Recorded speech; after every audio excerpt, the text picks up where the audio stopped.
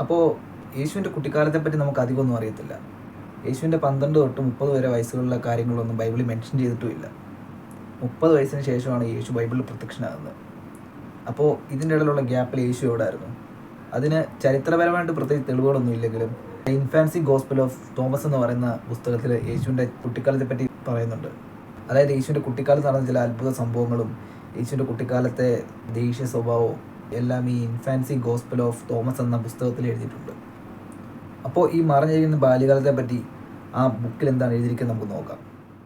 5 വയസ്സുള്ള യേശു ചെയ്തൊരു അത്ഭുത പ്രവൃത്തി അതിൽ പറയുന്നുണ്ട്.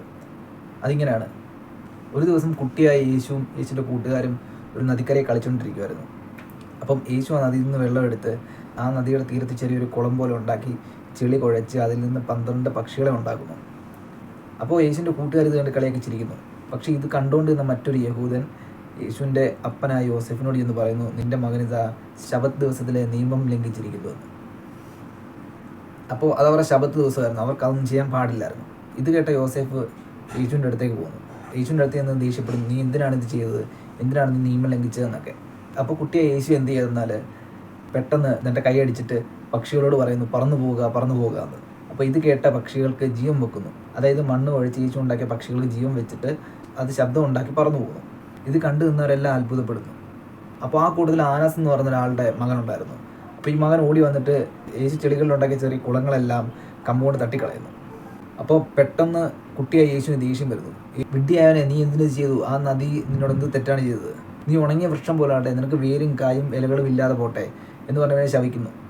അപ്പോൾ തന്നെ ഈ കുട്ടി മരിച്ചു പോയിട്ട് ഒരു ഉണങ്ങിയ മരം പോലെ ആകുന്നു. ഇതാണ് ഒന്നാമത്തെ കഥ. മറ്റൊരു കഥ എന്തെന്നാൽ, ഒരു ദിവസം കുട്ടിയായ യേശു തൻ്റെ ഗ്രാമത്തിലൂടെ നടന്നു പോകുമായിരുന്നു.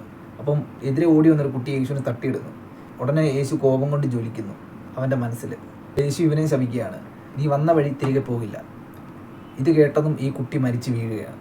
അപ്പോൾ ഈ നാട്ടുകാരും മരിച്ചുപോയ കുട്ടിയുടെ അപ്പനും അമ്മയും എല്ലാവരോടും വന്നിട്ട് ജോസഫിൻ്റെ അടുത്ത് പരാതി പറയുന്നു, നിൻ്റെ മോൻ കാരണം എൻ്റെ കുട്ടി മരിച്ചിരിക്കുന്നു, നമ്മുടെ കുട്ടികളെല്ലാം മരിച്ചു പോകുന്നു, എന്തിനാണ് അവൻ ഇങ്ങനെയൊക്കെ ചെയ്യുന്നത് എന്നൊക്കെ പറഞ്ഞ് യോസെഫിനോട് കയർക്കുന്നു.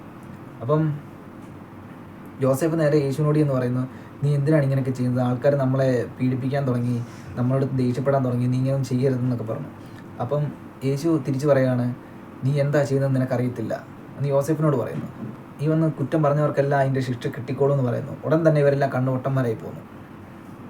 അപ്പോൾ കണ്ടുകൊണ്ടിരുന്ന ആൾക്കാരെല്ലാം അത്ഭുതപ്പെട്ടിട്ട് പറയുന്നു, ഇവൻ പറയുന്നതെല്ലാം നടക്കുന്നു, നല്ലതാണേലും ചീത്തയാണേലും ഇവൻ എന്ത് പറയുന്നോ ഒരു അക്ഷരം പോലും തെറ്റാ അതുപോലെ നടക്കുന്നു, ഇവൻ ശരിക്കും ആരാണ്, ഇവൻ ഈ ഗർഭപാത്രത്തിൽ നിന്ന് വന്നു എന്നൊക്കെ അവർ ചോദിക്കുന്നു. അവർക്കെല്ലാം പേടിയാവുന്നു യേശുവിനെ. പിന്നെ മറ്റൊരു കഥ എന്തെന്നാൽ, ഒരു ദിവസം യേശുവിൻ്റെ ഒരു കൂട്ടുകാരനും ഒരു വീടിൻ്റെ മേളിൽ നിന്ന് കളിച്ചുകൊണ്ടിരിക്കുകയായിരുന്നു. അപ്പോൾ ഈ കൂട്ടുകാരൻ കാല് തട്ടി താഴേക്ക് വീഴുന്നു. അപ്പോൾ മറ്റു കുട്ടികൾ നോക്കുമ്പോൾ യേശു മോളിൽ നിൽപ്പുകൊണ്ട് കൂട്ടുകാരൻ താഴെ മരിച്ചു. അപ്പം അവിടെയുള്ള എല്ലാവരും യേശുവിനെ കുറ്റപ്പെടുത്തുകയാണ്, നീയാണ് കൊന്നതെന്ന് പറഞ്ഞുകൊണ്ട്. യേശു അപ്പോൾ അവരോട് പറയുന്നത്, ഞാനല്ലേ ചെയ്തതെന്ന്.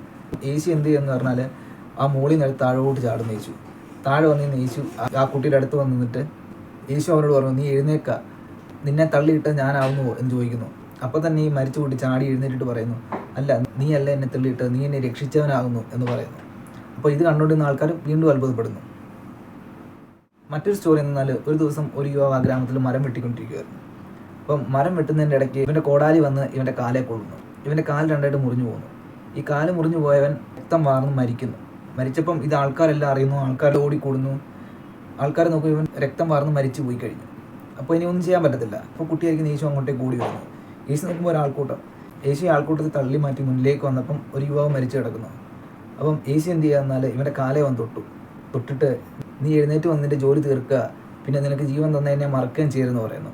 അപ്പോൾ തന്നെ ഇവൻ്റെ കാല് മുളച്ചു വരുന്നു. ഇവൻ ചാടി എഴുന്നേറ്റ് വീണ്ടും ഇവൻ്റെ പണി ചെയ്യുന്നു. ആസ് യൂഷ്വൽ കണ്ടവരെല്ലാം വീണ്ടും ഞെട്ടുന്നു. ഇതുപോലെ തന്നെ കുറച്ചധികം കഥകൾ അതിൽ പറയുന്നുണ്ട്. ഒരു അധ്യാപന യേശു നാണം കെടുത്തിയ കാര്യവും യേശുവിൻ്റെ നോളജിനെ പറ്റിയുള്ള കാര്യങ്ങളൊക്കെ ഈ കഥയിൽ പറയുന്നുണ്ട്. പക്ഷേ എന്തെന്നാൽ ബാക്കിയുള്ളതുപോലെ തന്നെ ഇവയും വെറും കഥകളാണ്. അത്ഭുതങ്ങളായി പറഞ്ഞ പഴയ മനുഷ്യരെ കുറച്ച് വാക്കുകൾ മാത്രം. ഒരു കാലത്ത് മനുഷ്യർക്ക് ഉത്തരവില്ലായിരുന്നിടത്ത് മനുഷ്യർ സ്വന്തമായിട്ട് ഇമാജിനേഷൻസ് കൊണ്ട് കഥകളുണ്ടാക്കി. ചിലർ അതിനെ വിശ്വാസമാക്കി, ചിലർ അതിനെ ചരിത്രമാക്കി, ചിലരതിനെ പൂർണ്ണ സത്യമായിട്ട് കരുതി. പക്ഷേ ഇന്നത്തെ ലോകത്ത് നമ്മൾ ചോദിക്കേണ്ട ഒരു ചോദ്യമുണ്ട്, ഇത് സത്യമാണോ അതോ മനുഷ്യൻ്റെ ഭാവനയാണോ? വിശ്വാസം എന്ന് പറയുന്നത് ഓരോരുത്തരുടെ വ്യക്തിപരമായിട്ടുള്ള കാര്യമാണ്. പക്ഷേ ചോദ്യങ്ങൾ ചോദിക്കുന്നിടത്തേ നമുക്ക് മുന്നോട്ട് പോകാൻ കഴിയത്തുള്ളൂ. Stay curious, question everything. അപ്പോൾ ഗുഡ് ബൈ.